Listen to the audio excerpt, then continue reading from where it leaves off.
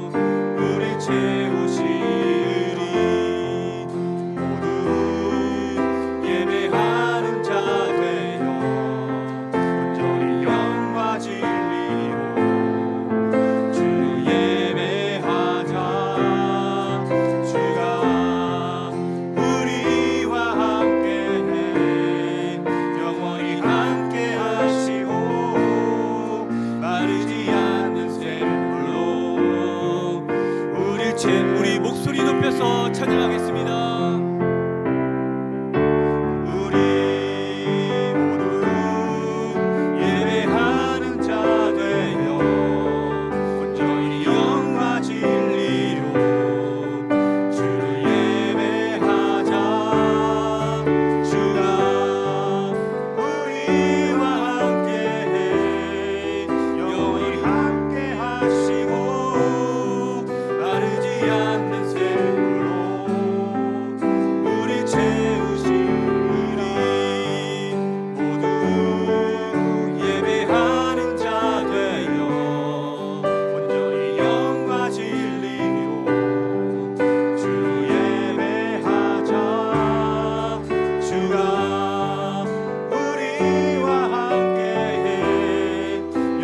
함께 하시고 마르지 않는 새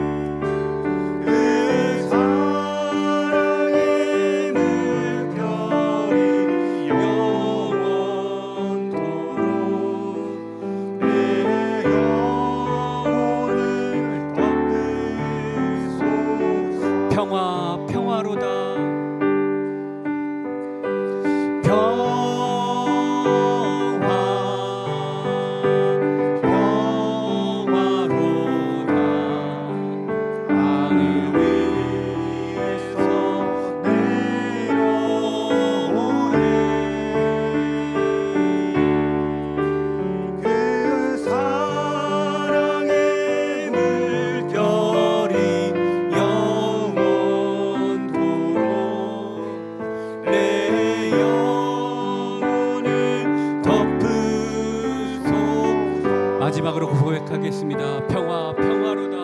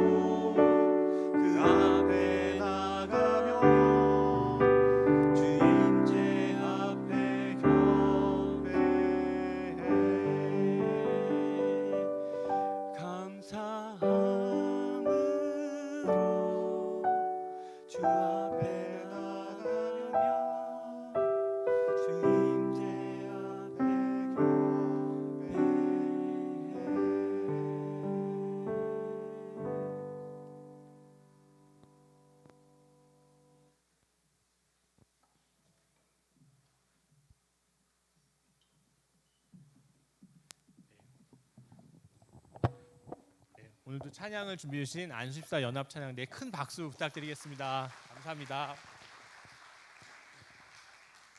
네, 반갑습니다. 이제 또 오늘 강의도 이렇게 은혜 가운데 시작하게 됐습니다. 네, 오늘 모임을 위해서 저희 천부장 장로님이신 정호석 장로님 나와주셔서 대표 기도해 주시겠습니다.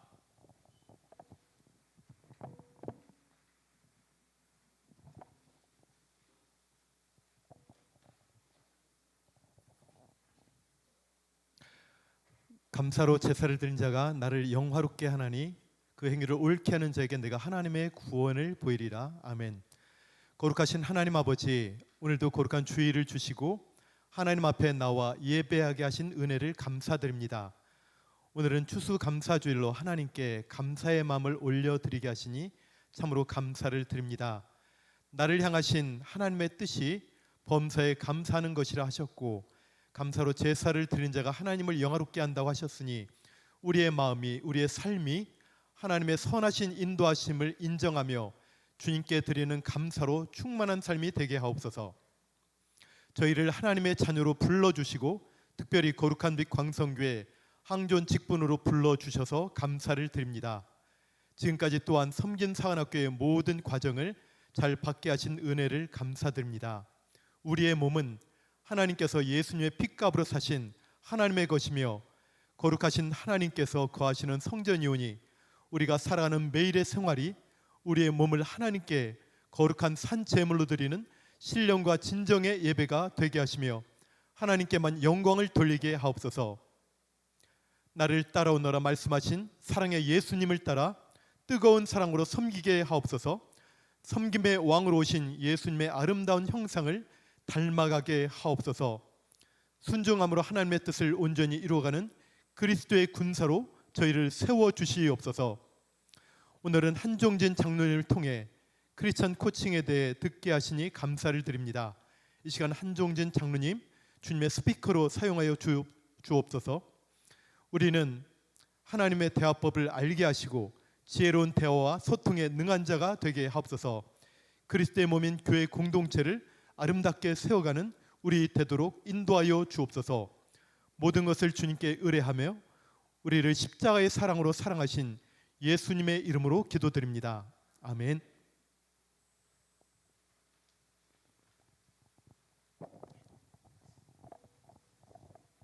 네, 이제 저희 강의로는 오늘 하고 다음 주 그리고 이제 29일에 종강 예배입니다. 저희한테 이제 또 가장 필요한 강의입니다. 소통의 리더십이라는 주제로 오늘 저 크리스천 코칭으로 또 저희 많이 또 알려주시고 계신데요. 한종진 장로님 나오셔서 강의해 주실 텐데요. 나오실 때 큰 박수로 환영 부탁드리겠습니다.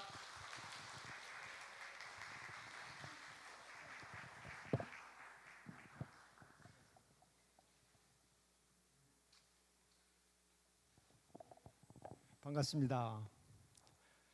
네, 오늘 또 이런 자리에서 여러분들 뵙게 되네요. 예. 여러분들 지금까지 이제 그 교육 받으시느라 정말 수고 많으셨는데 오늘하고 다음 주 하시면 이제 마무리하시는 거죠. 예.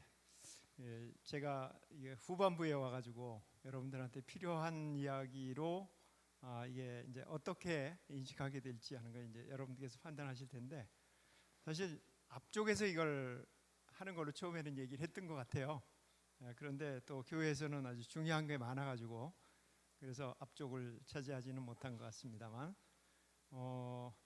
지금 제가 말씀드리는 이 내용은 여러분들이 교회 안에서 생활하실 때에도 사회에서 생활하실 때에도 아마 소통에 대한 부분은 누구나가 다 필요로 하는 게 아닐까 싶습니다. 그런 측면에서 지금 말씀을 드릴 건데 오늘하고 다음 주를 합친다 하더라도 사실 시간이 아주 많지는 않아요. 그래서 핵심적인 이야기 중심으로 해서만 좀 전달하지 않을까 그렇게 생각이 됩니다. 예, 자 화면 좀 부탁드릴까요? 네, 아마 제목으로는 소통의 리더십으로 나갔을 텐데 역시 교재 한번 보셨나요, 여러분들? 소통의 리더십에 제가 그 교재 내용으로 써드린 게 있었는데 섬김에서 왜 소통의 리더십이 필요할까? 예, 저는 그걸 그렇게 풀었습니다.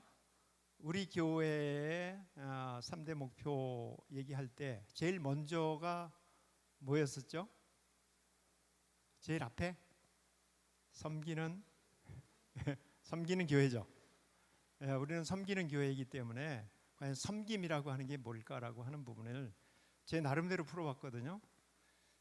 우리 크리스천들은 사회적인 면으로 본다 그러면 역설의 이 종교가 아닌가 싶습니다.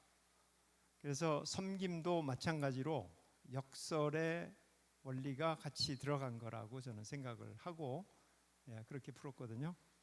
한번 가보도록 하죠. 소통의 리더십이라고 하는 부분에 대해서.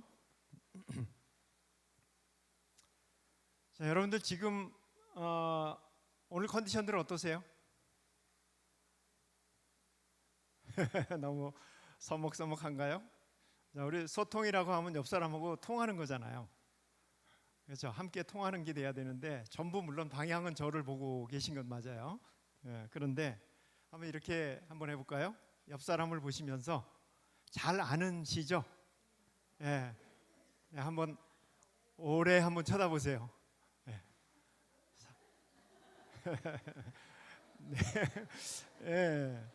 쑥스럽다고 생각해서 얼른 고개 돌리시면 안 돼요. 오래 보셔야 아름다움이 보이고 오래 보셔야 상대하고 친해집니다.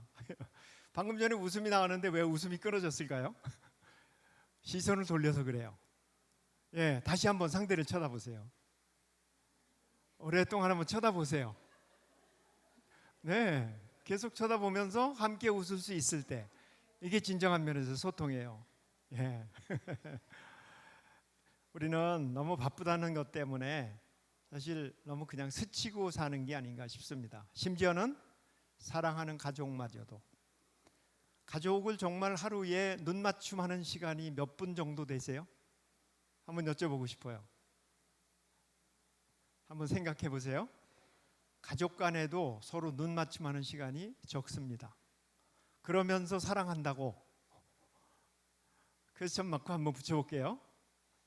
사랑하는 사람하고는 정말 눈 맞춤하는 시간이 좀 더 길 필요가 있습니다. 우리 교회가 하나님 믿음에 대한 가장 중요한 거로 한 단어를 뽑으라고 그런다면 뭐로 뽑죠? 사랑이죠. 그 사랑으로 꼽으면서도 교회 안에서 소통이 잘 되던가요? 여러분들은 이제 섬김사관학교를 거쳐서 이제 임직을 하시잖아요. 중직자가 되시는 거잖아요. 그렇다라고 하면 이제는 섬김에 대한 부분을 내가 어떻게 섬길 건가라고 생각하셔야 되는 위치가 아닐까 싶어요. 교회에 많은 분들은 사랑을 받으러 오시는 분이 많습니다. 그렇다면 누군가 사랑을 줘야 되는데 하나님만 사랑을 주신다고 생각하면은 사람 간의 사랑은 전달이 잘 안 되는 거 아닌가 싶어요. 그렇다면 이제 사람으로서 사랑을 줄 수 있는 위치에 여러분들은 이제 임직하시는 거란 얘기죠. 중직자. 그렇다면 여러분들이 사랑을 줄 수 있는 방법을 아셔야 되지 않을까요? 첫 번째가 눈 맞춤입니다. 상대의 눈높이로 가서 눈 맞춤. 저는 손주를 4살 때부터 코칭을 했어요. 4살짜리가 코칭이 되느냐? 됩니다. 왜냐하면 하나님이 이미 그렇게 창조하셨기 때문에. 그런데 그 아이하고 눈 맞춤 하려면은 그 아이가 제 눈높이로 올라올 수 없잖아요. 그래서 저는 그 아이의 눈높이를 맞췄어요. 이렇게 하고 대화를 할 때 그 아이가 저한테 다가올 수가 있어요. 이게 섬김 아닐까요? 이게 사랑이고. 우리 이제 그런 위치에 여러분들이 올라가신다면 리더는 섬기는 사람이라고 하는 게 우리 교회의 목표예요. 그렇다면 높은 자리 가는 게 아니라는 얘기잖아요. 낮아질 수 있는 능력을 가진 사람이라고 하는 측면에서 보면 그 사람들은 높이 올라오는 데까지 시간이 걸려요. 그러면 낮아질 수 있는 사람이 그 사람 눈높이로 가서 그 사람과 눈을 마주치는 시간, 거기서 사랑이 느껴질 거라고 생각합니다. 친한 사람이라고 하더라도 머리로 아는 방식으로 얘기해, 나는 눈 다른 거에 가면서 저쪽에서 얘기하는 것을 그냥 내 듣고 있으니까 얘기해, 이거는 사랑이 아니에요. 우리 크리스찬으로서 사랑의 방법은 일단 눈을 마주쳐야 됩니다. 상대방이 있는 곳으로 눈을 마주하는 거. 아이가 있다면 무릎 꿇고라도 눈높이를 같이 가서 이야기 들어주는 거, 그게 사랑이라고 생각해요. 거기서부터 소통이 된다고 생각을 해요. 하나님도 우리한테 눈높이를 맞추셨다고 생각하거든요. 하나님 높이로 올라와라 하신 건 아니라고 생각됩니다. 이게 바탕색이 여기서는 잘 안 나는군요. 자, 옆 사람한테 다시 한번 눈 마주치면서 글씨가 보이실까요? 네, 보이신다면 한번 이렇게 옆 사람한테 얘기해 주시겠어요? 자, 눈 맞추시면서 살짝 보시면서 한번 해주시죠.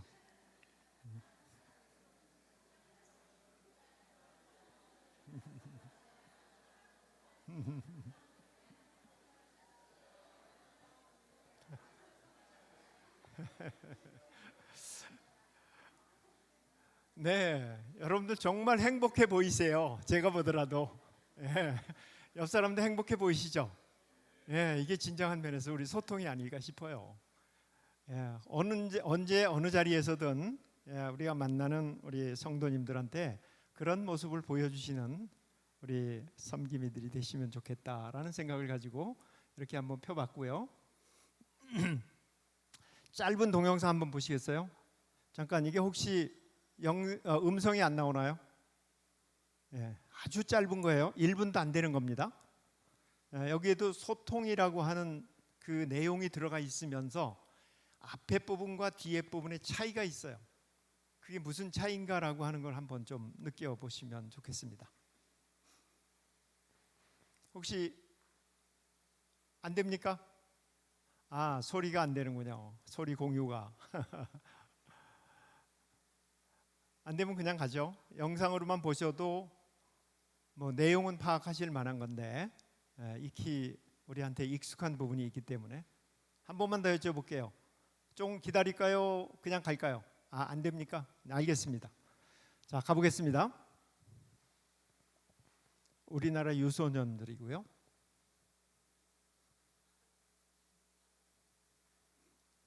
잠깐 휴식 시간에 코치가 얘기를 해줍니다.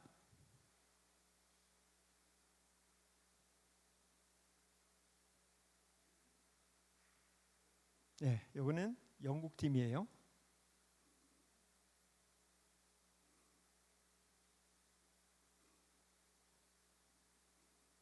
여기는 물어봅니다.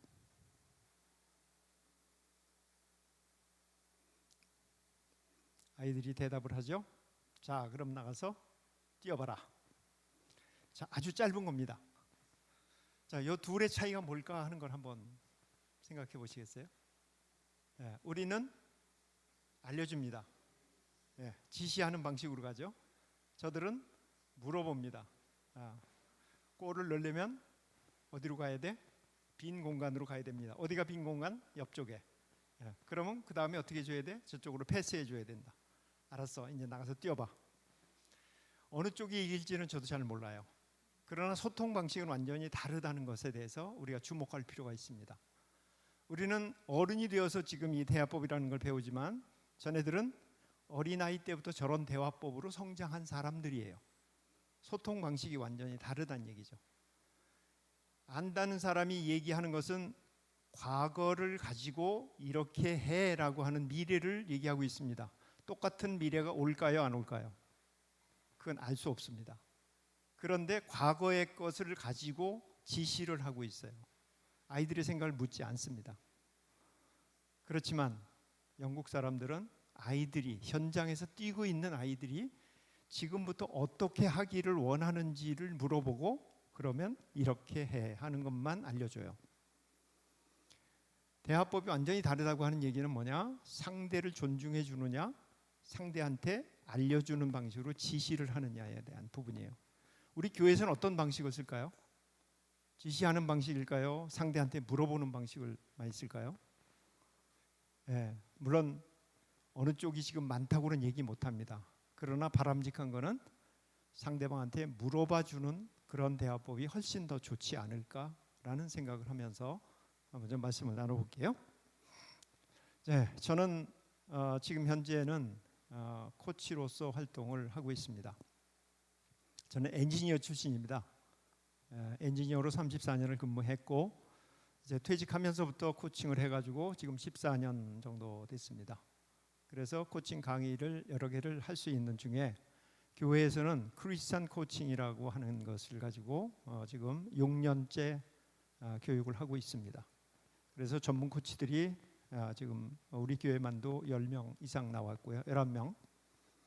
그리고 한국 코치협회에서는 인증심사위원으로 코치 자격을 주는 그 과정의 심사위원으로 활동을 하고 있습니다. 제가 코칭을 교회에 이렇게 전파하는 이유는 뭘까? 그거는 교회도 이제는 소통 문화가 좀 더 개선될 필요가 있다고 생각을 하고 그런 측면에서는 치유 개념이 아니라 소통 개념에서 이 크리스찬 코칭 교육이 필요하다는 생각을 해봤습니다. 자, 여러분들한테 새로운 방식의 인사법 아니면 강의하는 시작에 초입에 한번 말씀드리는 이런 방법을 한번 끌고 왔습니다. 제가 강의할 때 쓰는 방법인데 자, 여기 그림이 희한하게 생겼죠? 그 아주 괴물같이 생긴 건데 이게 우리 인간입니다. 어떤 면이냐?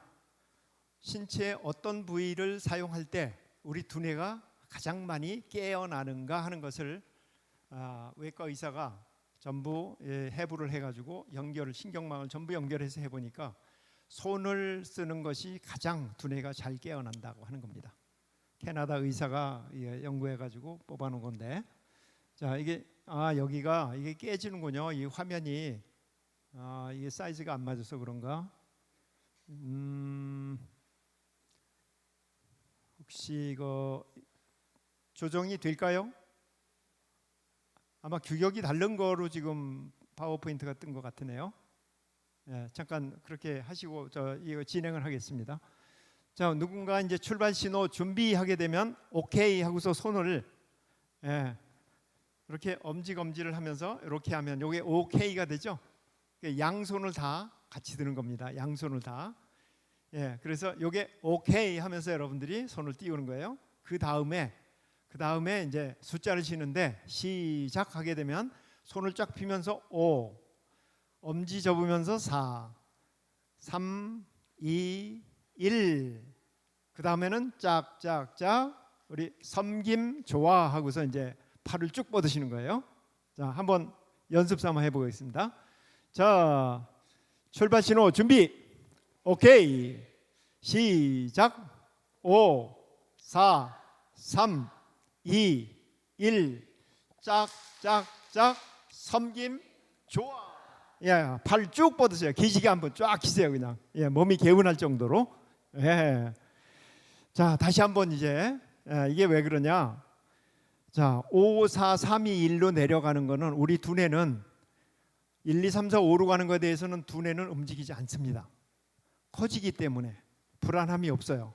그러나 5, 4, 3, 5 이거 나중에 어떻게 되지? 그럼 그때부터 두뇌가 움직이기 시작합니다. 그래서 두뇌를 깨워주는 거예요. 그리고 손바닥을 이용할 때, 손가락과 손바닥을 이용할 때 우리 두뇌는 움직입니다.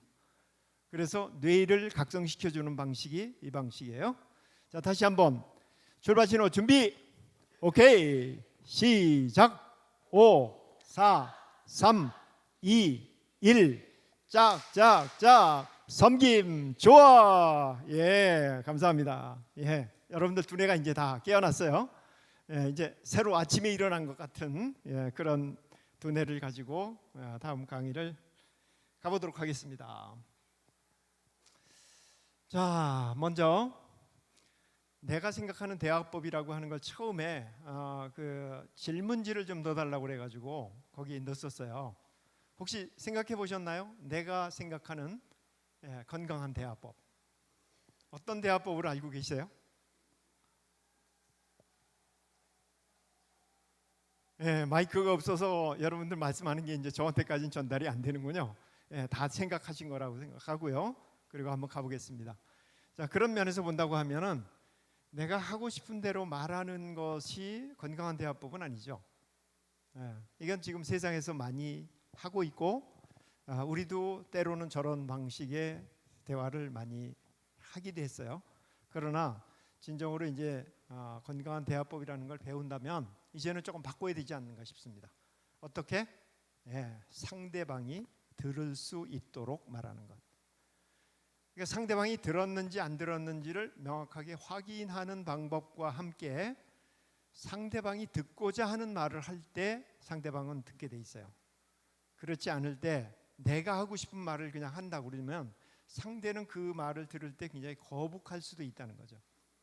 그러니까 건강한 대화법이라는 것은 상대방이 들을 수 있도록 말해줌으로 해서 상대방 기분도 좋아지고 말하는 나도 기분 좋을 때 그게 건강한 대화법입니다. 자, 이제 그런 게 어떤 부분들이 있을까 하는 것을 좀 가보도록 하죠. 대화법이 지금 이제 두 개를 비교해 보려고 그러는데요. 혹시 마이크가 혹시 요거 하나인가요? 예, 하나가 더 있으면 누군가 두 사람이 대화하는 방식으로 해서 한번 좀 나가볼 것 같은데 A 대화라는 것과 B 대화라고 하는 두 가지 대화가 있습니다. 자, 그걸 통해서 우선 건강한 대화법과 일반 대화법의 차이가 무엇인지를 먼저 한번 보고 나머지에 대한 것을 말씀 나누면 좋겠다 싶습니다. 자, 마이크가 준비되면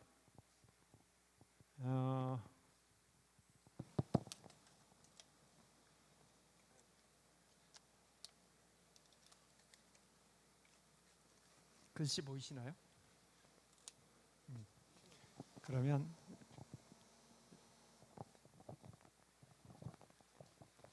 거기 한 분한테 드리세요. 예, 네, 한 분한테 좀 드려주세요. 예, 누구한테든지. 네, 예, 드리세요. 예, 당첨되신 거예요. 또 한 분한테, 예, 두 분한테 좀. 예, 자 이제 두 분이. 자, 한 분은 장로 역할 하시고 한 분은 집사 역할 하실 거예요. 자, 선택하세요. 예. 집사 하겠습니다. 네, 집사 하시고 그럼 장로 역할 하시고. 자, 그럼 한번 A 대화를 읽어 주시겠어요, 두 분이? 되도록이면 감정을 리얼하게 한번 넣어 가지고 해 주시면 더욱 좋겠습니다. 요즘 무슨 일 있나? 조금 더 크게요. 요즘 무슨 일 있나? 별로 힘이 없어 보이는 표정이야. 네, 그냥 좀 피곤해서요. 젊은 사람이 그래서 쓰나 항상 힘쓸 때인데. 그러게요. 요즘 너무 빨리 피곤하고 체력이 많이 딸리네요. 사람 말하는 것하고는 도대체 건강 관리 어떻게 하는 거야? 운동은 하나? 네, 운동도 하고 건강 관리를 해야 하는데 도무지 짬이 나지 않네요. 운동을 짬이나 해? 운동은 짬 만들어서 하는 거야. TV 보면서도 운동할 수 있고 영화나 음악 감상하면서 실내 운동도 할 수 있잖아. 체조도 하고 실내 사이클도 하고 실내 실외 구분하지 않고 운동할 수 있는 방법이 부지구수야. 짬이 없다는 것은 핑계야. 그냥 게으른 거야. 네. 사실 그렇게도 하려고 하는데 도무지 피곤해서 뭘 할 수가 없더라고요. 힘들다, 피곤하다. 자꾸 주문처럼 외우고 있어서 그러는 거야. 항상 기뻐하라. 범사에 감사하라. 항상 나는 행복합니다, 감사합니다. 이렇게 살아야지. 매일같이 안 된다, 없다, 못한다 그러니 불평이 나올 수밖에 없지. 뭔가를 하려면 마음 먹었으면 제대로 해야지. 이래서 안 된다, 저래서 안 된다, 핑계도 자주 하면 습관이야. 큐티 하나? 당장 오늘 저녁부터라도 성경 한 장 보고 기도하고 찬송하고 감사합니다, 행복합니다 말하고 운동해봐. 네. 이 집사네 봐. 늘 피곤하다고 하더니 새벽기도 꾸준히 나오면서 기도 생활하니 건강해졌잖아. 아침형 인간, 체계도 있고 얼마나 좋아. 건강관리, 시간관리 최고의 비법은 새벽 기도야. 일찍 일어나고 운동도 하고 영성도 회복하고 일석삼조야. 이렇게 좋은 것을 왜 안 해? 네. 근데 요즘 일이 많아서 새벽에나 겨우 잠을 자게 돼서. 거봐, 또 핑계 대고 마음이 없는 거야. 자, 마음 잡고 한번 해봐. 알았지? 네. 아, 네. 네, 수고하셨습니다. 우리 박수로. 예, 감사합니다. 우리 또 잠깐만요. 예, 우리 또 집사님 얼마나 힘드셨을까. 정말 수고하셨어요. 역할 해주시느라고. 근데 감정을 잘 넣어주셔서 우리 많은 사람한테 의사 전달이 참 잘 된 것 같습니다. 예, 자 이번에는 그러면 한번 대화 방식을 바꾸겠는데 옆에 분한테 좀 넘겨주시겠어요? 예, 좀 넘겨주세요. 네. 자 다음은 또 방식이 달라지니까 편안한 마음으로 받으세요. 자 넘겨주세요. 얼른 받으세요. 예, 왜 좋은 걸 안 받으시려고 그러니까. 자 이제는 누가 장로하시겠어요? 제가 장로하겠습니다. 네, 좋습니다. 감사합니다. 역시 포스가 있네. 예, 자 시작하세요. 요즘 무슨 일 있나? 별로 힘이 없어 보이는 표정이야. 아, 네. 그냥 좀 피곤해서요. 한참 힘쓸 때인데 요즘 피곤했었구나. 네. 요즘은 쉬 피곤하고 체력이 많이 딸리네요. 아유 저런. 쉬 피곤해지고 체력도 많이 딸리고 많이 속상하겠다. 예, 이것저것 해야 할 것 많고 체력도 뒷받침이 안 되고 시간도 많이 부족하고 그러다 보니 막 짜증나고 피곤해지고 그러고 있네요. 그랬구나.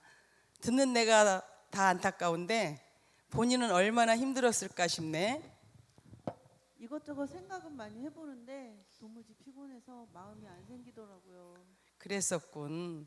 피곤했던 상황에서도 많은 생각을 해보았었군. 그 중에 가장 마음을 움직이게 하는 것이 무엇이었나? 그나마 실내에서 하는 운동은 그래도 꾸준히 할 수 있을 것 같더라고요.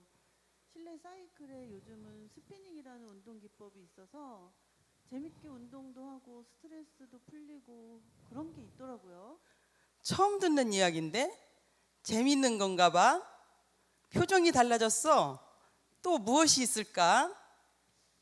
운동도 운동이지만 먼저 마음이 평안해야 할 것 같아요. 요즘에 부쩍 힘들다 하니까 더 힘들어지는 것 같아요. 이제 마음의 평안을 위해서라도 말씀을 좀 묵상하고 기도도 해야 할 것 같아요.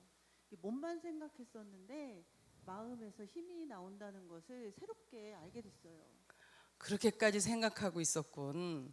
마음 한번 먹는다는 것이 많이 힘들다는 노래도 있는데 이미 마음속에 생각을 다 하고 있었네. 어떻게 하면 좋을까? 그래도 꾸준히 하려면 새벽 시간이 제일 무난한 것 같아요. 요즘 일이 많아서 늦게까지 작업하느라 새벽에 일어나지는 못하지만 오히려 일찍 자고 새벽에 일어나서 잠깐 말씀 읽고 또 그 말씀 묵상하면서 운동을 하면 일석이조가 될 것 같아요. 그래도 되나요? 어떨 것 같아? 몸도 건강해지고 영성도 깊어지고 시간 관리도 잡힐 것 같고 일석삼조네요. 오늘 저녁부터라도 해봐야 할 것 같아요. 잠이 빨리 들 수 있을지 모르겠지만 시도해보고 안 되면 서서히 습관을 들이도록 해봐야죠. 역시 장로님과 이야기하다 보니까 문제들이 저절로 풀려요. 감사합니다. 네.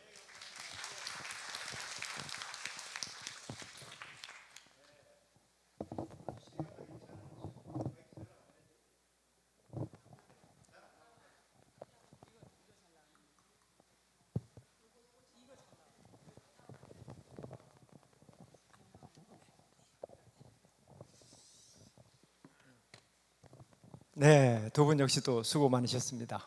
예, 또 두 분을 위해서도 박수. 자, 이제 두 가지 대화법을 보셨잖아요. 두 가지 대화법의 차이가 느껴지시나요? 네. 대화가 건강한 대화 그리고 일반적인 대화의 차이가 분명히 있다는 겁니다. 어느 쪽이 기분 좋아질까요?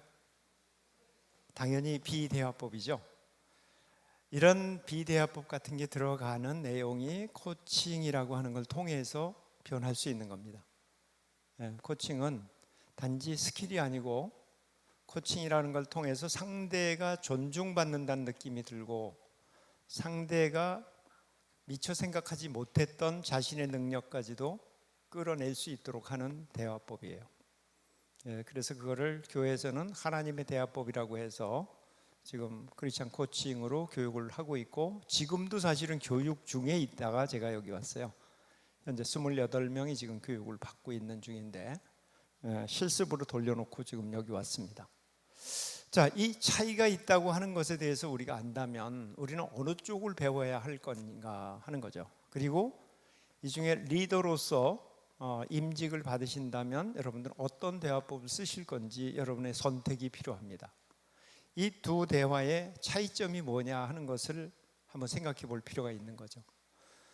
일반 대화와 건강한 대화의 만족도가 어느 쪽이 높을까요? 당연히 건강한 대화 쪽이 만족도가 높겠죠. 만족도가 높다는 얘기는 그만큼 서로 소통이 잘 되고 또 계속해서 이야기를 더 나누고 싶은 상대로 생각할 수 있다는 얘기면서 그 이야기를 통해서 상대도 변하고 나도 변할 수 있는 좋은 계기가 된다는 거예요. 결국은 우리가 사람들이 서로 소통하면서 원하는 것은 서로가 에너지를 받는 것이 아닐까 싶거든요. 그런 쪽의 대화법에 대한 걸 이제 좀 더 나가보도록 하죠. 자, 우리가 말하기라고 하는 부분은 사실 통상적으로 쓰는 겁니다. 쓰는 거에 대화법을 어떻게 쓰는지 우선 먼저 한번 볼게요. 말하기라고 하는 것은 누군가 만약에 말을 한다면 듣는 거예요. 일방적인 거죠. 말하고 듣고 말하고 듣고 이건 완전히 일방적인 얘기입니다. 자, 이것은 서로 대등한 관계에서 하는 방법이 아니죠. 상하 관계나 어떤 이 종속 관계에 있을 때 대화법 이거 그냥 말하기라고 얘기를 해요. 근데 이 방법은 일방적인 얘기이기 때문에 별로 재미가 없어요. 그런데 대화하기라고 한다면 어떨까?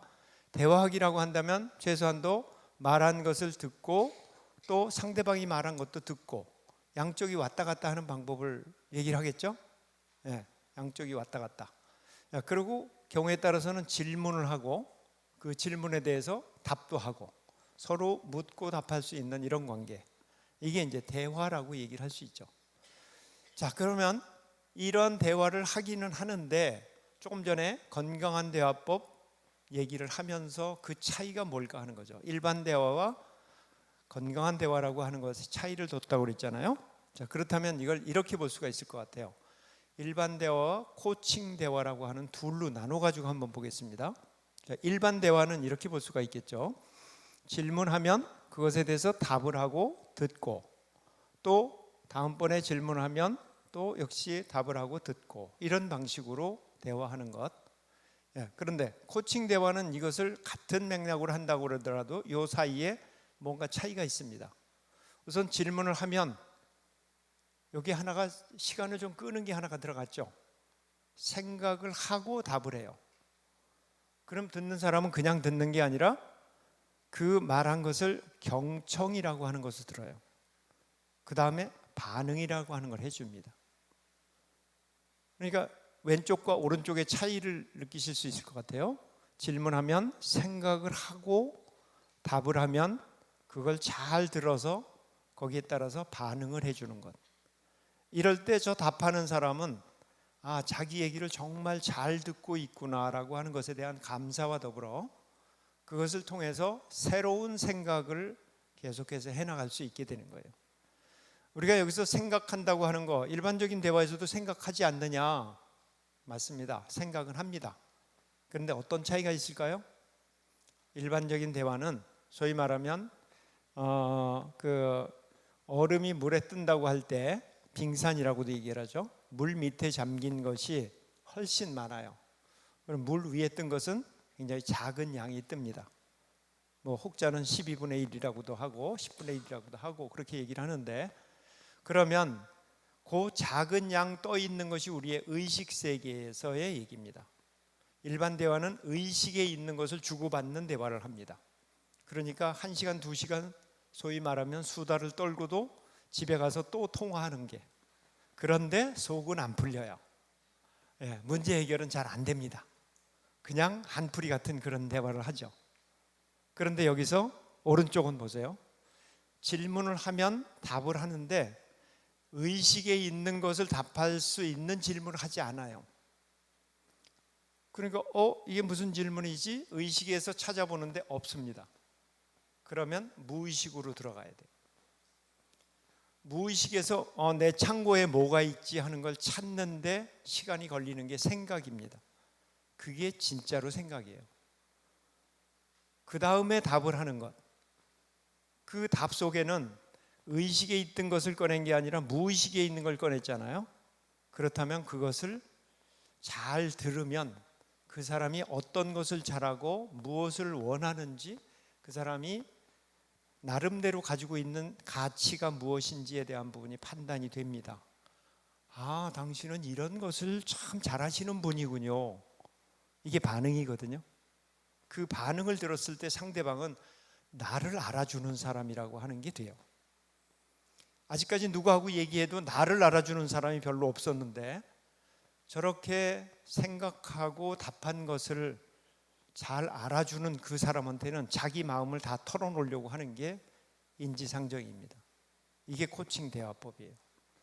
그런데 그렇게 무의식에 있는 걸 꺼내는 것뿐이 아니라 이 안에는 모든 것이 미래로 향한 가능성을 탐색하는 방향으로 얘기를 하도록 질문을 합니다.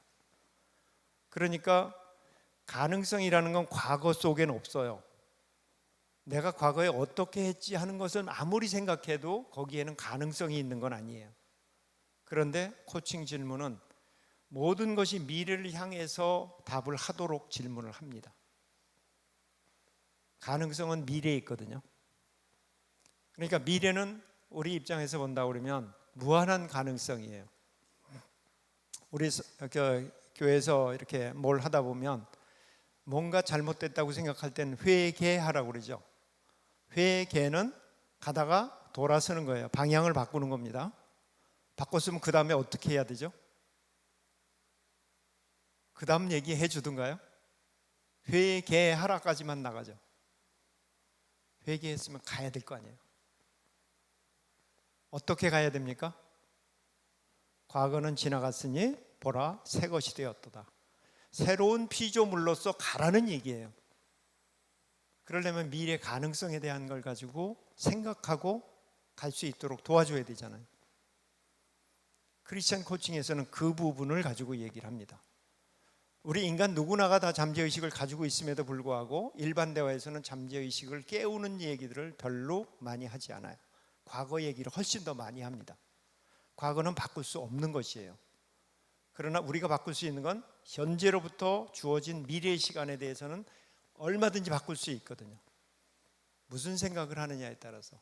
저기서 생각이라고 하는 것은 단지 의식하는 것에 대한 생각뿐이 아니라 인식이라고 하는 게 들어가는 거예요. 인식, 새로운 인식, 내가 나됨에 대한 거, 내가 진짜 하나님의 자녀라고 하는 것에 대해서 내가 그리 생각하느냐라고 하는 인식을 깨워주는 거예요. 그 생각이 이 안에 들어가 있기 때문에 계속해서 새로운 것을 해 나갈 수 있도록 도와주는 것이 이 코칭 대화법입니다. 자, 그런 면으로 본다고 그러면 왼쪽에는 주로 의식에 있는 정보를 주고받는 대화, 그러니까 제자리 걸음을 하는 대화라면, 코칭 대화는 질문을 통해 주로 무의식에서 정보를 꺼내어 새로운 인식을 얻게 하는 대화, 그러니까 새롭게 무엇인가를 해 나갈 수 있는 힘을 얻을 수 있도록 하는 대화가 되는 거죠. 자, 대화의 차이점에 대한 부분을 가지고 본다고 그러면요.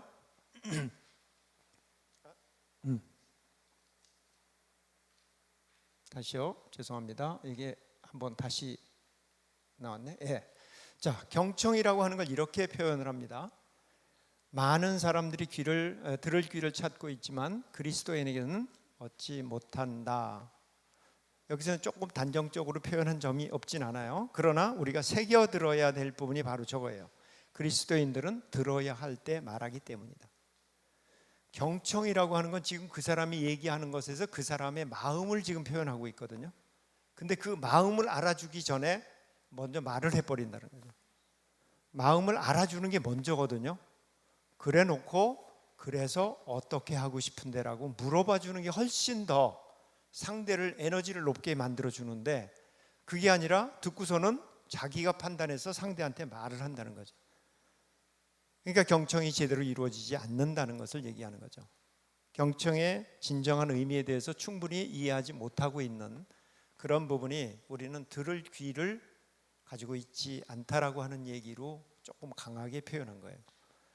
상대방한테 들은 거를 내가 해석을 한다고 하는 것이지 상대방의 마음을 알아주려고 하는 들을 귀는 별로 사용을 안 한다고 하는 것이, 이게 여기서 얘기를 하고 있는 점들이죠. 자, 그런 면에서 보면 이 말과 연관된 거는 생각할 필요가 있습니다. 치유는 경청에서 시작된다. 내 말을, 내 마음을 알아주는 사람이 있다. 거기서 치유가 시작되는 거예요. 그런데 저 치유의 기회를 걸러뛰어버렸다는 얘기가 되겠죠. 그래서 우리는 제대로 들어주는 이가 없어서 아프다. 그러니까 들어주는 이가 없으니까 기도한다고 해가지고 거기서 통곡을 하는 일들은 하는데, 그 통곡을 통해서 그럼 누가 들어주었다고 인식을 하느냐 하는 거죠. 혼자서 털어놓고 말게 되는 그런 방식이 되면 그것도 시원하진 않다는 거예요. 그런데 하나님 우리한테 그만한 능력을 주셨기 때문에 사람이 들어주기만 한다면 그 사람은 치유가 되고 소통이 되는 그런 사람들로 가지 않을까. 그게 건강한 대화법이라는 거예요.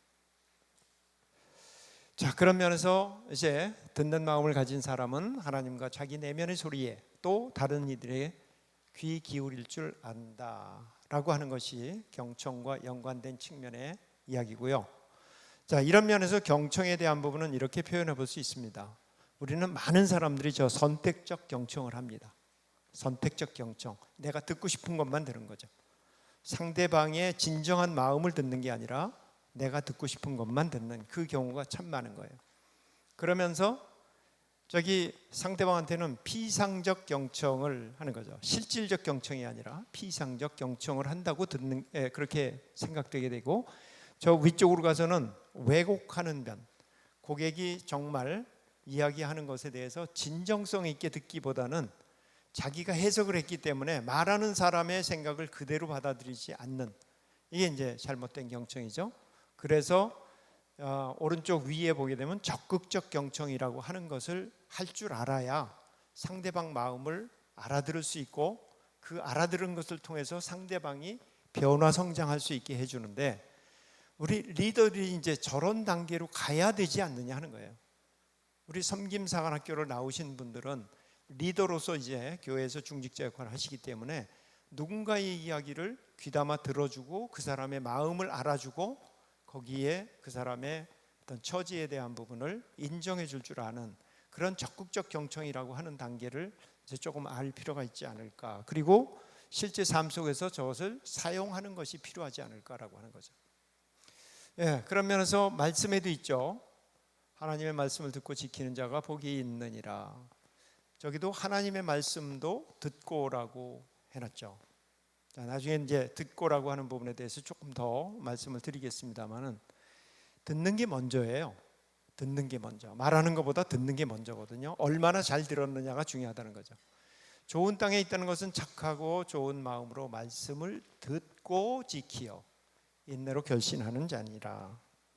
들어야 그 다음 나머지에 대한 것을 할 수 있잖아요. 그럼 우리는 각자가 스스로한테 질문해 볼 필요가 있습니다. 나는 정말 얼마나 잘 듣는가? 스스로가 질문해 볼 필요가 있는 거죠. 말씀에 대한 것까지도 우리는 정말 잘 듣고 있는가라고 하는 것을 생각해 볼 필요가 있다는 거죠.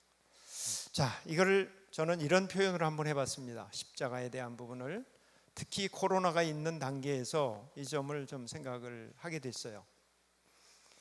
우리는 하나님과의 관계는 수직 관계라고 얘기를 합니다. 자, 그런데 십자가는 뭘 뜻하는 거죠?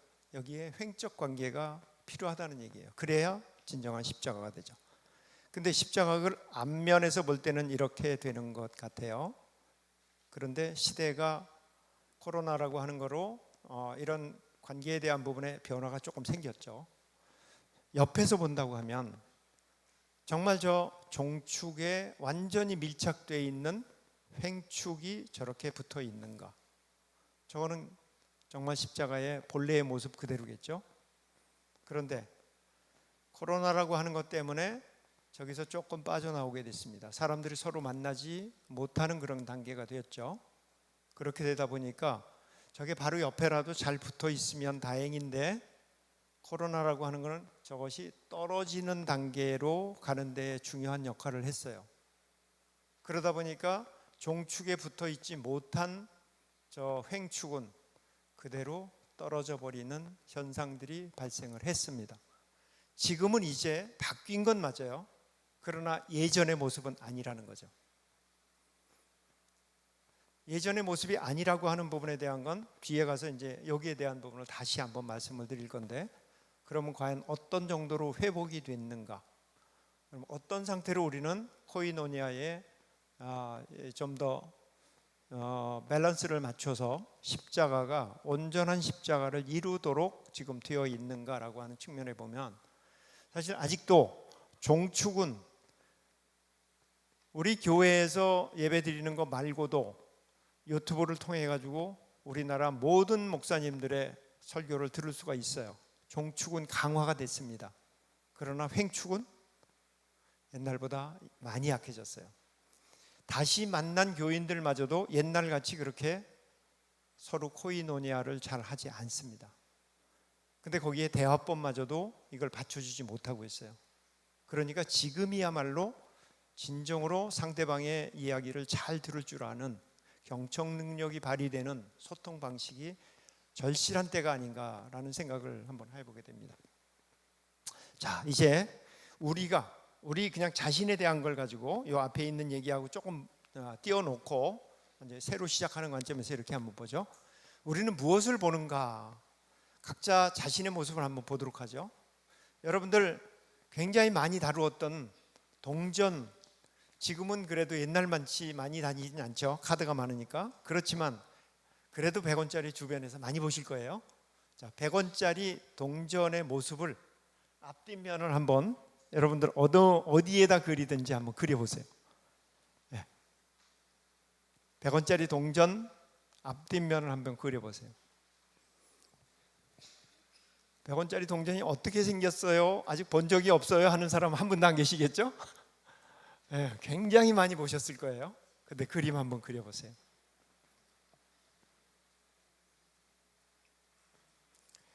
어떻게 생겼더라 지금 그러고 생각하시는 분 계시겠죠?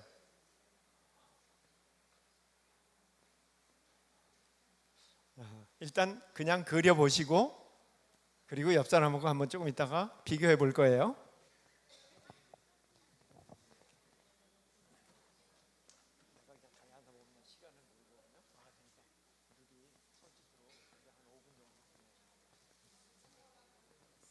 자, 이제 그렸으면 옆 사람하고 한번 비교해 보세요. 예. 옆 사람하고 한번 얘기해 보세요. 이렇게 생겼지 하고. 예. 자, 옆 사람하고 똑같아요? 다행이네요. 똑같다면. 그러면 제가 한번 보여드려 볼게요. 자, 동전이 이렇게 생겼어요. 예, 여러분 그리신 게 이게 맞나요? 예. 자, 한 면은 그림이고, 인물이죠. 한 면은 숫자예요. 근데 이게 2000년대 이전 거하고 이후 거하고 조금 다르다 이렇게 주장하실 분 계시죠? 그래서 제가 준비했어요. 이런 것도 있습니다. 자, 제가 왜 이걸 그리라고 했을까요? 여러분들 100원짜리 동전 굉장히 많이 보셨잖아요. 그런데 여러분들 기억 정확합니까? 그림 그려보라니까 어떻게 됐는지 가물가물하죠. 기억이라는 건 정확한 게 아니에요. 우리가 무엇을 보느냐 하는 거예요.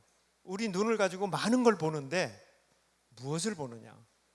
내 앞사람 지난주에 봤고 이번 주 또 봤어요. 근데 뭐가 달라졌는지 몰라요. 예, 혹시 그런 일 없나요? 예, 집에 좀 그래도 파마하고 들어갔는데 남편이 몰라주는 모습. 예. 자, 그런 것들이 결국은 우리가 관찰하는 눈이 정확하지 않다는 얘기예요. 대충 보고 산다는 얘기죠. 바꿔서 얘기하면 내가 대충 봤으니까 내가 대충 보임을 당하겠죠. 근데 그건 섭섭해. 예, 나는 알아주길 바라고. 이게 우리 인간이에요. 무엇을 보는가에 대한 부분 우리 생각을 해본다면, 하나는 이번엔 어떻게 보는가를 한번 보겠습니다. 자, 어떻게 보는가. 자, 이 그림에서 퍼즐 한번 맞추어 보는 식으로 한번 생각해 보세요. 여기에 A라고 써 있는 바탕색하고요, B라고 써 있는 바탕색, 지금 색깔이 같은가요, 다른가요? 예, 다 다르다고 하시네. 다르다고 하는 걸 가지고 제가 여쭤본다면은 너무나 빤한 거잖아요. 그렇죠? 예, 그러면 이게 정말은 어떤가? 팩트를 한번 찾아가 볼게요. 몇 가지 방법을 가지고 보겠습니다. 자, 먼저 이렇게 표시를 했어요. 자, 표시한 걸 가지고 조금 더 주변에 다른 것들을 정리하기 위해서 조금 확대를 했습니다. 저쪽 가운데에 뭐가 끼어 있죠? 그러니까 가운데에 있는 걸 잘라냈어요. 그럼에도 불구하고 거리가 떨어져 있으니까 또 간접 현상이 생깁니다. 그래서 이렇게 봤어요. 붙였어요. 색깔이 같습니다. 아, 이거 영상이니까 트릭 쓴 거 아니야? 그렇게 생각될 수도 있겠죠. 그래서 제가 다른 방법으로 한번 다시 보겠습니다. 이제 주변에 걸 잘라내 볼게요. 이것도 잘라낼게요. 그리고 이것도 잘라냅니다. 그래도 아직 간섭 현상 생기니까 그거 마저 잘라낼게요. 위아래가 똑같습니다. 예, 이상하죠? 영상이니까 희한하게 거짓말하는 것 같죠? 저 거짓말 아니에요. 이게 거짓말이면 제가 당장 탄론하는 건데 거짓말 하겠습니까? 자, 그러면 또 하나. 예. 여기서 우리가 봐야 될 게 뭐냐, 이런 거예요. 주변에 다른 것이 있을 때 우리는 착시 현상이라는 게 있기 때문에 세상은 많은 착시 현상이 일어나도록 우리 주변을 감싸고 있습니다. 그러니까 우리가 진정한 걸 밝혀내지 못하는 그런 상태에 있다는 거예요. 자, 그러면 다른 거 하나 보여드릴게요. 이번에 그러면 저거는 그림이니까 그렇다. 이번에는 저런 트릭하고는 상관없을 것 같은 이런 부분을 볼게요. 왼쪽 책상 모양하고 오른쪽 책상 모양이 지금 같을까 다를까예요? 같아 보이나요? 달라 보이죠? 네, 달라 보입니다. 그런데 이게 같은 거라는 걸 제가 증명할게요. 자, 그대로 똑같은 길이를 그대로 옮겨 보겠습니다. 자, 먼저 파란색으로 옮겨 볼게요. 그 다음 빨간 거를 옮겨 볼게요. 똑같습니다. 우리 눈은 정확하지 않다는 얘기입니다. 그런데 내가 확인했어. 뭘 가지고 확인했어요? 확인한 거 내가 눈으로 대충 본 거 가지고 확인했다고 얘기하고 주장합니다. 이런 거 가지고 서로 싸우시겠어요? 우리는 그런 우를 범하면서 살고 있다고요. 그런 대화법이라고 하는 게 상대방한테 잘 통하겠습니까? 상대방 의견을 물어봐 주는 게 필요해요. 한 발만 양보하십시오. 한 발만. 주장하기 이전에 상대방한테 어떻게 생각해? 라고 한 번만 물어봐 주세요. 그러면 고집불통이란 얘기는 안 들을 거예요. 자, 그러면 여기 두 가지를 봤습니다. 무엇을 보는가? 어떻게 보는가? 우리는 좀 더 우리 자신을 알아야 돼요. 자, 우리 뇌가 어떻게 생겨 먹었나 하는 거, 이거 과학적인 얘기입니다. 과학적인 얘기이기 때문에 제가 거짓말로 꾸며낼 수가 없죠. 무의식 상태에서 90% 이상의 정보를 처리한다. 그럼 우리가 의식 상태 가지고 대단한 것을 안다고 생각하고 주장을 하죠. 방금 전에 봤던 것처럼. 네. 그러나 실제로는 무의식 상태에서 90%를 처리한다. 자, 그림 앞에서, 앞 그림에서 분명히 우리가 봤거든요. 왜곡 현상이 일어난다고 하는 걸 알았어요. 그럼에도 불구하고 이상해를 반복하고 있어요. 우리는 그대로 인정을 하지 않습니다. 왜 그럴까? 우리는 패러다임이라고 하는 걸 가지고 있기 때문에 그래요. 패러다임은 뭘까요? 원래 시작은 어떤 시제적 흐름에서 나오는 그 생각의 틀, 그런 부분이었어요. 그런데 지금 이 부분을 우리한테 직접 적용을 한다면 내가 세상을 보는 눈, 이게 패러다임이에요. 그럼 나는 어떤 패러다임으로 내가 저것을 보고 있는가, 세상을 바라보고 있는가. 그래서 쓰는 말이 제 눈의 안경이죠. 우리 각자는 다 제 눈의 안경이에요. 옆 사람 안경 내가 쓰면은 보일까요? 잘 안 보이죠? 그러니까 각자가 다 제 눈의 안경이라는 걸 가지고 있는 게 바로 패러다임을 가지고 있다는 얘기예요. 누구나가. 그런데 그 패러다임이 고정된 패러다임을 가지고 있다면 세상 모든 걸 똑같은 거로 보려고 하거든요. 그러니까 다른 사람하고 충돌이 일어나는 거예요. 다른 사람이 나를 이해 못해라고 하는 얘기가 나오는 거예요. 내가 어떤 패러다임을 쓰는지에 대한 것을 인식을 해야 되는 겁니다. 성경에서는 뭐라고 얘기를 했어요? 육신의 정욕으로 표시했습니다. 안목의 정욕, 이생의 자랑이라고. 이것을 사용하지 말라고 얘기를 하고 있어요. 근데 우리는 저것과 패러다임이 연결되는지를 잘 인식을 못하기 때문에 저거는 그냥 문구는 그렇다는 걸 아는데 그게 내가 가진 패러다임과 연결된다고 하는 걸 잘 모르죠. 자, 패러다임, 우리가 알아야 할 중요한 사실이라고 하는 게 있어요. 자, 저 다음 거를 한번 읽어주시겠어요?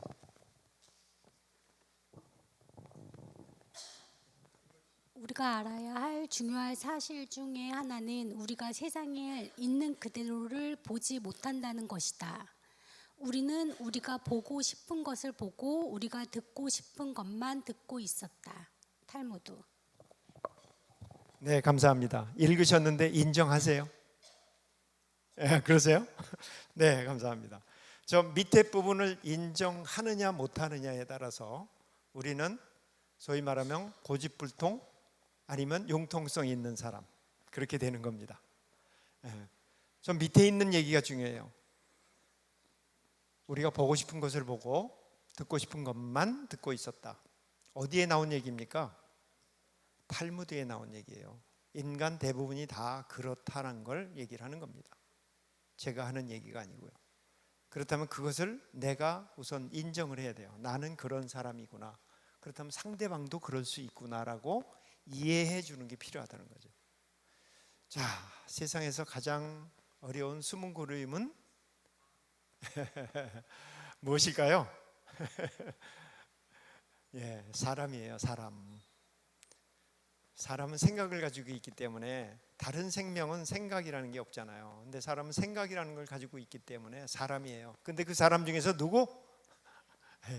바로 나라고 생각하면은 그러면 이해의 폭이 넓어집니다. 그런데 저게 나는 아니고 너잖아 이렇게 되면은 이제 그때부터 싸움이 일어나는 거죠.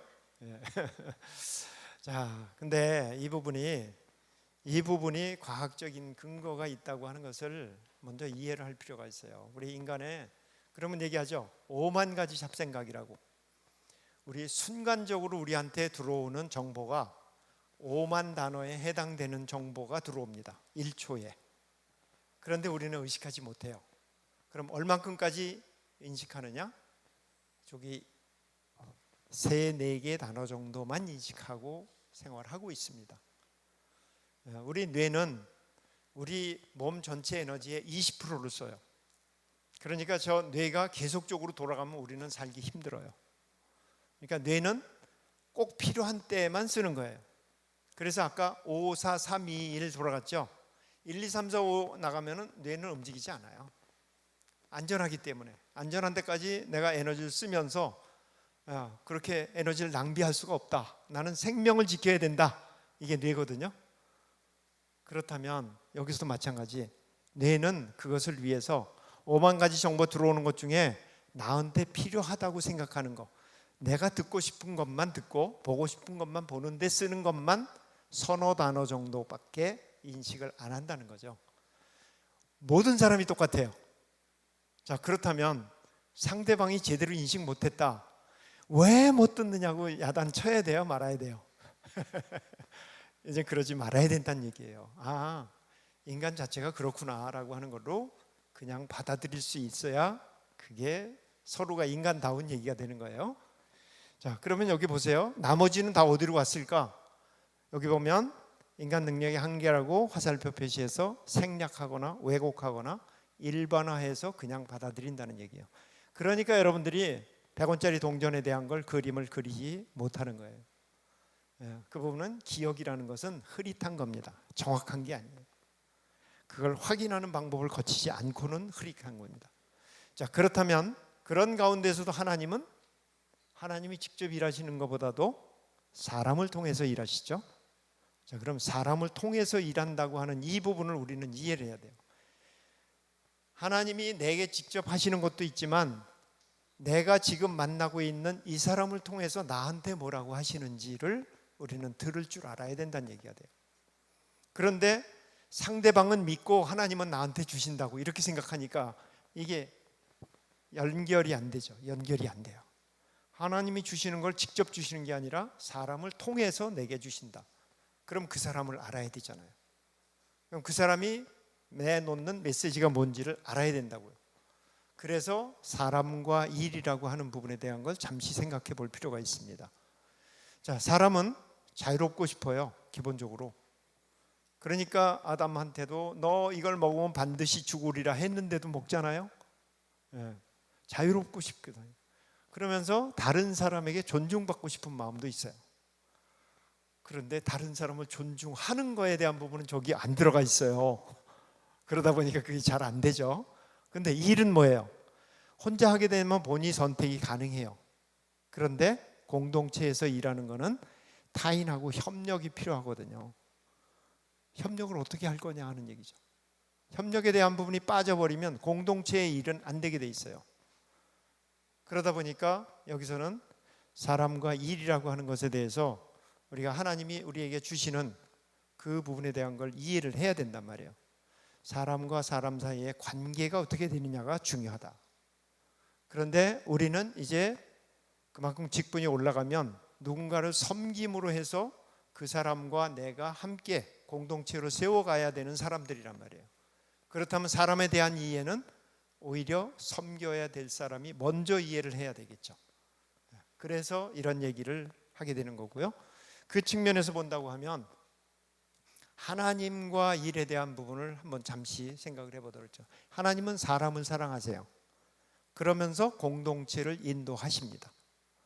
근데 일은 혼자 할 때는 하나님 사랑과 함께 자유의지의 인정인 두 가지를 같이 가야 되거든요. 하나님 사랑에 대한 부분을 우리가 이해를 해야 된다는 얘기예요. 그러면서 공동체에 대해서는 예배와 서로 사랑하라고 했어요. 서로 사랑. 그 서로 사랑 안에는 섬김도 같이 들어갑니다. 나만 사랑하는 게 아니고 상대도 사랑하고 서로 사랑하는 것. 이게 될 때 공동체에서 일이 가능한 거예요. 자, 그런 면으로 생각을 한다고 그럴 때 사람과 사람 사이의 관계도 중요하지만 사람과 하나님 사이의 관계에 대한 것도 우리는 같이 가져가야 되잖아요. 그렇다면 이 패러다임 속에서 우리는 인식을 해야 되는 거예요. 머리로 알고 있는 거 가지고는 소용이 없습니다. 지금 이 순간에 하나님이 내게 어떻게 하라 하시는가라고 하는 걸 인식을 해야 돼요. 그거는 지식이 아니고 인식입니다. 깨어서 지금 알게 되는 거, 그게 필요한 거죠. 자, 코칭이라고 하는 걸 앞에서 얘기를 하면서 지금 이런 쪽으로 갔는데 어떤 관계성이 있는가 하는 걸 잠시 설명을 해볼게요. 여러분들 잘 알고 계시는 몇 가지 해결 방법들이 있습니다. 내가 전문가이고 상대방이 전문가. 그럼 전문가에 대한 부분을 역할을 내놓은 거죠. 하나는 질문하는 사람, 하나는 답하는 사람. 여러분들 잘 아시는 상담에 대한 건 어느 쪽일까요? 상담은 질문을 많이 하는 전문가의 입장이죠. 그렇다면 일사분면에 위치합니다. 상담가. 그러면 컨설팅은 어떻게 될까요? 컨설팅은 질문보다는 답을 많이 줘요. 그렇다면 사사분면으로 내려가겠죠. 컨설턴트. 저 중간에 역할을 하는 사람이 누구냐? 묻기도 하고 답도 주고 그 사람이 멘토예요. 멘토. 자, 그러면 이렇게 그려놓고서 제가 코칭은 어디다가 그릴까요? 여러분들이 생각하는 코치의 위치는 어딜 것 같으세요? 오른쪽일까요? 왼쪽일까요? 네, 아마 지금은 답하시기가 좀 그럴 거예요. 왜냐하면 코칭이라는 거 그거는 아무래도 전문성이 필요하겠는데 라는 생각을 하시거든요. 그런데 놀랍게도 코치는 저 자리입니다. 코치는 상대방을 전문가라고 인정을 한다는 게 이게 다른 거와 달라요. 왜 그러냐? 내가 아무리 많은 걸 알아도, 심지어는 내 배우자라 하더라도 배우자 자신만큼 내가 배우자에 대해서 알지 못해요. 내 자녀마저도 내가 그 자녀에 대해서 자녀 자신만큼 알지 못해요. 그렇다면 상대방이 자신 문제에 대해서 자기가 전문가라고 하는 걸 인정하는 것이 코치입니다. 그렇게 인정을 하면서 질문을 해줘요. 아까처럼. 그러면 답을 찾아가는 그 과정 속에서, 존중받는 자로서의 답을 찾아가는 그 과정 속에서 미래 가능성이라는 걸 가지고 자기가 무엇을 하고 싶은지 인식하는 것을 통해서 거기서 변화가 됩니다. 이게 코칭이에요. 그러니까 코치 자신도 공부를 하는 전문가가 되지만 전문가임내 하는 쪽이 아닙니다. 그래서 코치는 답을 주지 않아요. 질문 위주로 합니다. 답은 코칭에서는 주지 않는다. 누가 답을 찾는다? 고객이 스스로 찾게 한다. 그러니까 그 과정 속에서 고객은 엄청나게 변화 성장을 하도록 된다는 거죠. 그러려면 저 전문가에 대한 포지션을 인정하지 않으면 그게 불가능한 거예요. 자, 그러면 그것을 연장해 가지고 어떻게 해서 그렇게 될 수 있는가에 대한 부분을 말씀드려 볼게요. 자, 아까 컨설팅 얘기했죠. 컨설팅은 왜 답을 줄까요? 문제가 있기 때문에 문제에 대한 것을 드러냄으로 해서 해법을 드러나게 하는 게 컨설턴트예요. 자, 그러면 그 다음에 상담은 뭘 드러나게 할까요? 상담은 상처를 드러나게 해서 치유를 해주는 것이에요. 그러면 그 다음에 교육이 있죠. 교육은 뭘 드러나게 해요? 교육은 모르는 것을 알려주는 거죠. 모르는 것, 무지를 드러나게 해서 그 무지를 채워주는, 배움을 깨닫게 하는 것이 교육이에요. 자, 멘토링도 있었잖아요. 멘토링도 여기다가 포함시켜 보죠. 멘토링도 마찬가지. 부족하다는 것을 알게 될 때 그거를 질문을 하기도 하고 답도 주면서 채움을 주는 거예요. 자, 요 네 가지의 공통성이 있습니다. 네 가지 공통성이 뭘까요? 다 결핍된 요소들을 드러나게 해서 그걸 채워주는 쪽입니다. 결핍된 걸 찾아서 채워준다. 코칭은 이것과는 분명히 다르겠죠. 결핍을 찾아내서 해주는 게 아니라는 거예요. 조금 전에 얘기했던 거, 고객을 전문가라고 인정한다고 그랬죠. 그 부분과 직결됩니다. 자, 거기서 뭐가 나올까요? 존재를 드러나게 하는 것이 코칭이에요. 그러니까 존재가 드러난다고 하면 그 존재는 자기의 책임이 무엇인지에 대한 부분을 알아차림하는. 자, 이제 여기서 한번 우리가 크리스찬 입장에서 생각해 보세요. 새신자는 신앙이 부족한 건 분명합니다. 그런데 새신자라고 하나님의 작품에서 부족한 점이 있어서 새신자인가요? 아니죠. 그 사람도 온전한 사람이죠. 그렇다면 그 사람의 존재에 대한 것을 알게 해주는 것이 중요한 거예요. 아무리 직분이 많다 하더라도 자신의 존재에 대한 것을 인식하지 못하면 새신자와 다를 바가 없는 행동을 합니다. 존재라고 하는 것을 인식하느냐, 경험으로 알고 있는 것뿐이 아니라 지금 어웨어니스, 깨어서 알고 있느냐 하는 거예요. 그게 존재입니다. 하나님의 자녀 되었음을 인정하기만 하면 그때부터는 하나님의 자녀로서 어떻게 살아야 되는지 하는 책임감을 가지고 새 신자가 더 잘 지킬 수 있어요. 그게 코칭입니다.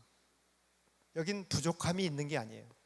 부족함이 아니라 존재를 드러나게 해서 그 사람이 그 사람 됨답게 살아갈 수 있도록 하는 걸 밝혀주는 게 코칭이라는 거예요. 완전히 다른 이야기가 되죠. 그러니까 우리는 이제 섬김을 하는 사람 입장에서는 다른 사람을 온전한 사람이라고 인정할 줄 아는 가운데에서 대화를 하려고 하면 말하기보다는 듣기를 먼저 해야 된다는 얘기예요. 말하기보다는 질문해 주어서 그 사람이 원하는 게 뭔지를 오히려 듣고 아 그러시군요 하고 해줄 수 있는 게 섬김자의 자세가 아닐까 싶은 거예요. 여기에 지금까지 얘기한 게 전부 패러다임하고 연결이 됩니다. 어떤 패러다임을 가지고 쓰느냐. 자, 이 크리스천 코칭에서 추구하는 목표가 무엇인가를 한번 읽어보죠. 자, 누가 읽어주실까? 한번 읽어주시겠어요?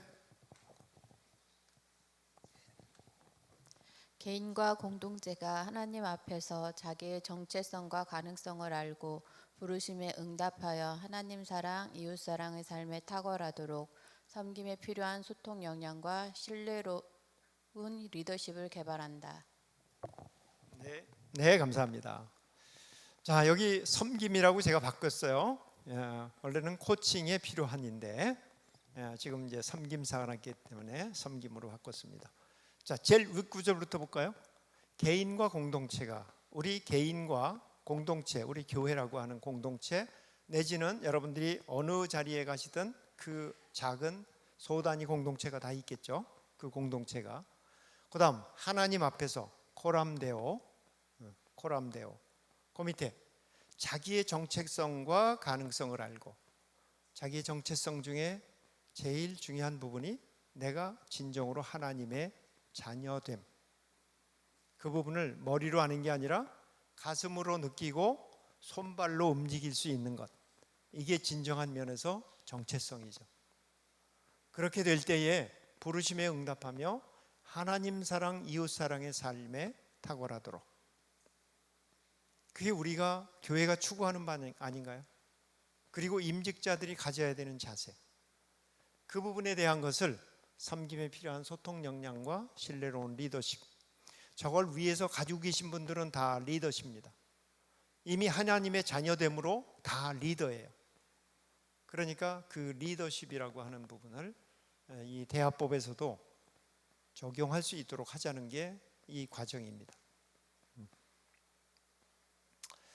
자, 여기에 이제 지금까지 말씀하셨던 그 부분이 나와요. 인식. 여기서 인식이라고 하는 거는 지식이 아닙니다. 지식은 그냥 창고에 쌓아놓은 거예요. 지금 이 순간에 여러분들이 어떻게 인식하는가 하는 거죠. 내가 진정 하나님의 자녀로서 자녀됨이라고 하는 것을 인식하는가 하는 거예요. 인식하는 만큼만 여러분들은 반응할 수가 있습니다. 그 반응에 따라서 결과가 나오는 거예요. 그런데 여기에서 이 인식에 대한 부분에서 이 부분이 문제죠. 인식이 제한되는 경우가 너무나 많다. 내가 무엇인가에 대해서 두려움을 느낀다거나 하여튼 어떤 면에서 망설임, 떨림 이런 것들이 들어가는 순간, 부정적 요소가 들어가는 순간 이 인식은 줄어들게 돼 있습니다. 여러분들이 아이들 야단칠 때 한번 생각해 보세요. 야단치게 되면 그 아이는 오히려 더 평소보다도 못하게 돼 있습니다. 그거는 인식을 축소시키기 때문이에요. 그럼 어떻게 해야 되는가? 평소만큼은 하려고 그러면 평범하게 얘기를 할 줄 알아야 되고요. 좀 더 못한 것을 더 잘하게 하기 위해서는 필요한 게 이겁니다.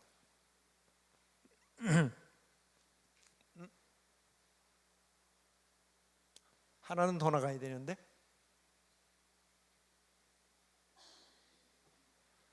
방송실 한번 엔터키 눌러주시겠어요? 예, 한 번만 눌러주세요. 네. 자, 인식을 확장할 수 있도록 해줘야 되는 겁니다. 여기에 키가 있어요. 우리는 평소에도 상대방을 인식을 확장할 수 있도록 해주는 것. 그것은 상대방을 존중해주고 상대방의 강점을 인정해주고 칭찬해주고 지지해줄 수 있는, 그때에 상대방은 인식이 확장됩니다. 그때의 반응은 거기만큼 커지게 되고요. 그래서 결과가 커지게 돼 있습니다. 이 원리를 이해하지 못하면 사람을 동기부여시켜줄 수 있는 게 안 돼요. 저걸 머리로 알고 있는 것만 가지고 안 되고 실제 현장에서 그렇게 할 수 있어야 된다는 거죠.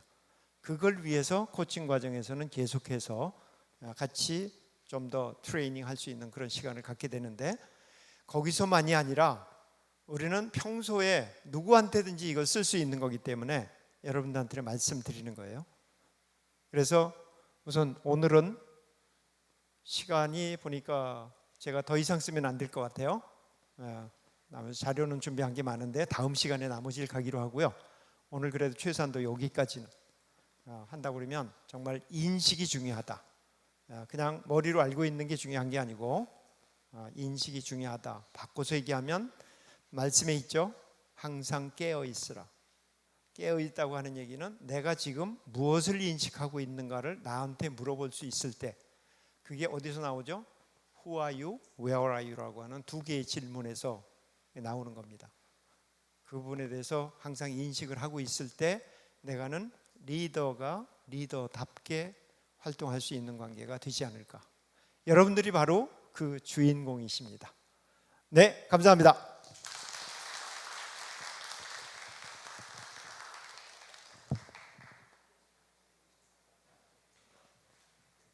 귀한 강의해 주신 장로님께 다시 한번 큰 박수 부탁드리겠습니다. 다음 주에 또 부탁드리겠습니다. 네, 다음 주에 뵙겠습니다. 네, 수고 많으셨습니다. 이제 광고 짧게 하려고 하는데요.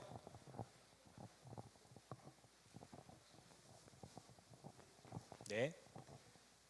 이제 뭐 일정은 다 아실 것 같으십니다. 다음 주 한 주, 그리고 돌아오는 금요일에는 아마 제자 훈련 반에서 특송이 있고요. 저희는 27일 날 빛가득 금요기도의 특송이 있습니다. 그리고 29일 날 똑같이 저희 3시에 종강 예배를 이 자리에서 드릴 거고요. 11월 5일에는 시간은 4시에 이제 임직식 예배가 시작이 됩니다. 그래서 아마 앞에 사진 촬영도 있고 4시부터 예배가 시작되면 한 5시 조금 넘어서 임직식은 마칠 예정입니다. 남은 일정 이제 2번 정도 남은 것 같습니다. 이제 출결과 이제 과제 잘 부탁드리고요. 예. 네, 오늘 이제 잠깐 짧게 조별 모임 하고 4시 반부터 저 특송 연습하려고 하고 있습니다. 오늘 그리고 다음 주 그리고 저 당일인 10월 29일 날 아마 7시부터 조금 일찍 모이셔서 저희 빛가득 금요기도에는 9시지만 좀 연습하고 9시에 하면 될 것 같습니다. 예. 연습 많이 하셨죠? 오늘 이제 오랜만에 아마 또 연습할 시간이 될 것 같습니다. 네. 네.